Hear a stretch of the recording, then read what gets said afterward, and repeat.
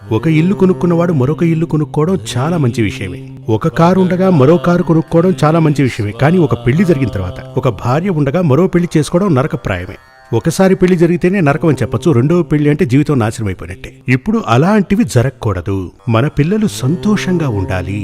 కూతురు ఎవరితో అయినా పారిపోయి 10 రోజుల తర్వాత ఓకే నువ్వు నాకు నచ్చలేదు, చాలా మంది అలా చేస్తున్నారు ఇప్పుడు. అలాంటప్పుడు పిల్లకి అడ్వైస్ చేయండి. మీ అడ్వైస్ గనక వినకపోతే తన జాతకంలో ఉన్న దోషాలకు పరిహారం చేయండి. దానికి మీరేం చెయ్యాలంటే మంచి ఒక తంత్రికుణ్ణి చూసి, అంటే తాంత్రిక విద్య తెలిసిన వాణ్ణి చూసి మాంగళ్య దోష పరిహారం చేయించాలి.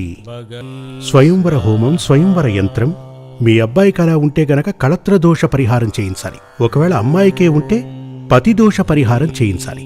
ఇవన్నీ చేశాక కూడా తను ఉండలేదు అంటే తప్పకుండా తనని వశంలోకి తీసుకోవాలి. సంతానవశ్యం. ఇవన్నీ కూడా తాంత్రికం ప్లస్ జ్యోతిష్యం, ఈ రెండూ తెలిసి